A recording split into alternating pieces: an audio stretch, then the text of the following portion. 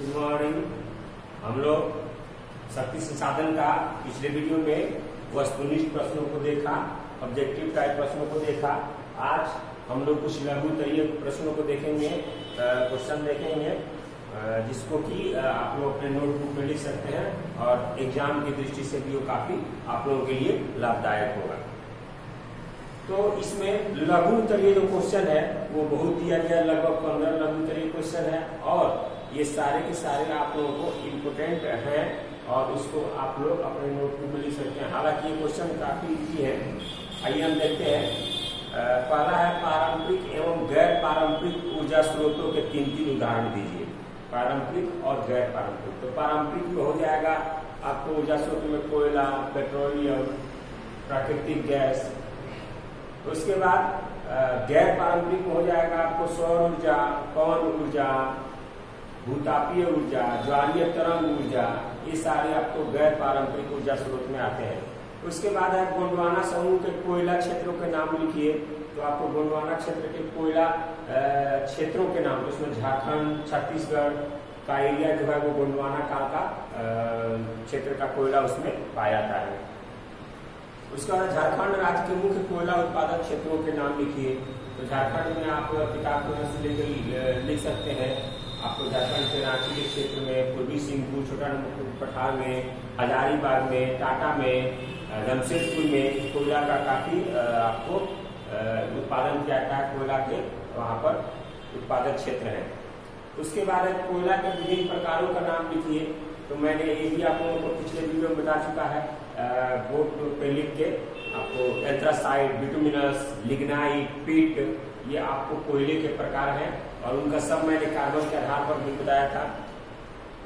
उसका पेट्रोलियम से किन किन वस्तुओं का निर्माण होता है मैंने ये भी बताया था। पेट्रोलियम से आपको किरोसिन तेल, जिसको घासलेट बोलते हैं, पेट्रोल, डीजल, मोम, कतरा, वैसलीन यानी तैलीय और भी जेली, कई प्रकार के उसमें आपको पदार्थ पाए जाते हैं। औषधीय दवाओं बनाने के लिए, कीटनाशक दवाओं बनाने के लिए भी वहाँ पर उसमें पाया जाता है। ये आपको किताब में भी दिया गया है, मैंने बता दिया, आप लोग इसको लिख सकते हैं। छठा क्वेश्चन है सागर सम्राट क्या है। सागर सम्राट क्या, इस ध्यान से सुनिए। सागर सम्राट, सागर सम्राट, सागर सम्राट यानी सागर सम्राट मैंने आपको बताया था। मुंबई हाई में तेल निकालने का काम किया जाता है। तो मुंबई समुद्री तट से अंदर लगभग 200 किलोमीटर, 100 किलोमीटर से ऊपर और 200 किलोमीटर के अंदर में समुद्र में तेल खोजने का काम किया जाता है, तेल निकालने का काम किया जाता है। वो एक बहुत बड़े जहाज के माध्यम से किया जाता है। जहाज के माध्यम से किया जाता है, पानी वाले जहाज के माध्यम से वो किया जाता है और उसी जहाज को हम सागर सम्राट के नाम से जानते हैं, यानी उस जहाज का नाम सागर सम्राट कहते हैं। तो सागर सम्राट वही है। इसमें है कि 4 तेल शोधक कारखाने का स्थान निर्दिष्ट कीजिए। तो 4 तेल शोधक का जाना आपको डिगबोई हो जाएगा, बरौनी अपने यहाँ हो जाएगा, विशाखापट्टनम हो जाएगा और भी किताब में दिया है, आप ले सकते हैं। जल विद्युत उत्पादन के कौन कौन से मुख्य कारक हैं, यानी कौन कौन से कारकों से जल विद्युत का उत्पादन किया जाता है। तो पहले तो हमेशा बहने वाली नदी हो, जिसमें हमेशा जल हो और नदी की जलधारा का प्रवाह तेज हो और वो ढलान की दिशा में हो, यानी ऊपर से नदी बहती हुई नीचे की आए, पहाड़ी क्षेत्रों में हो।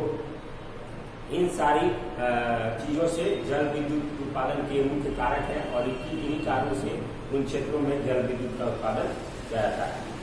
अक्सर नदी घाटी परियोजनाओं को बहुउद्देशीय परियोजना क्यों कहा जाता है।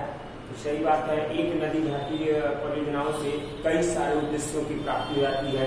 तो उसे नदी घाटी परियोजना को हम बहुउद्देशीय परियोजना भी कह सकते हैं। इसलिए कि जब नदी घाटी परियोजनाओं को बड़ा डैम बनाकर बनाया जाता है तो उससे एक साथ कई सारे परियोजनाओं की पूर्ति रहती है, योजनाओं की पूर्ति रहती है। जैसे बाढ़ से बचाव, हमेशा पानी, मत्स्य पालन, सिंचाई के लिए हमेशा पानी, उद्योगों के लिए हमेशा पानी।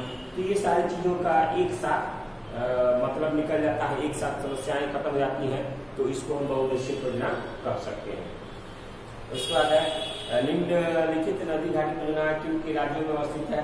तो यहाँ पे दिया कि भद्रा और गांधी आपको सब दक्षिण भारत के में आप लोगों को स्थित है, आप लोग किताब लेकर लिख सकते हैं।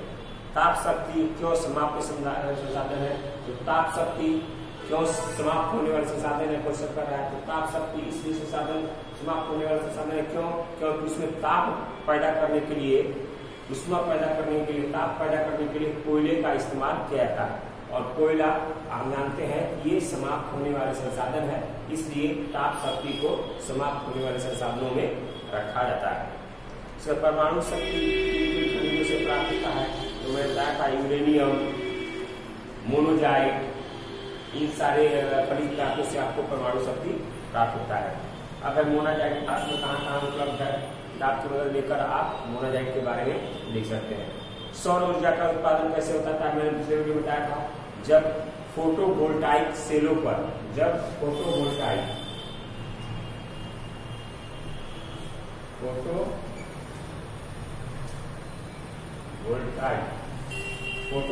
सेलों पर जो ब्लू कलर का प्लेट होता है जिसको धूप में रखते हैं उसको फोटोवोल्टाइक सेल कहते हैं। फोटोवोल्टाइक सेलों पर सूर्य की विपरीत किरणें पड़ती हैं, सूर्य की विपरीत किरणें पड़ती हैं, तो उसमें से ऊर्जा उत्पादन होता है, उसी को सौर ऊर्जा हम कहते हैं। अब है भारत के किन किन क्षेत्रों में पवन ऊर्जा के लिए अनुकूल परिस्थितियां हैं, तो इसमें 1 नंबर में है राजस्थान, दूसरा आपको गुजरात। इन सारे क्षेत्रों में आपको पवन ऊर्जा के लिए काफी अनुकूल परिस्थितियां पाई जाती हैं, और इस यहाँ पर पवन ऊर्जा का उत्पादन भी हो रहा है। तो ये आपका लघु तलीय क्वेश्चन समाप्त हो गया। दीर्घ तलीय भी है, दीर्घ तलीय भी इसी से रिलेटेड क्वेश्चन है, आप लोग दीर्घ तलीय बनाने की जरूरत नहीं है, आप लोग कॉपी किताब लेकर लिख सकते हैं। अगर कोई परेशानी हो तो आप हमसे व्हाट्सएप पे उस क्वेश्चन को लिख कर दे सकते हैं, पूछ सकते हैं, समझ सकते हैं। तो आज के लिए वीडियो में इतना ही, अगले वीडियो मिलेंगे, धन्यवाद।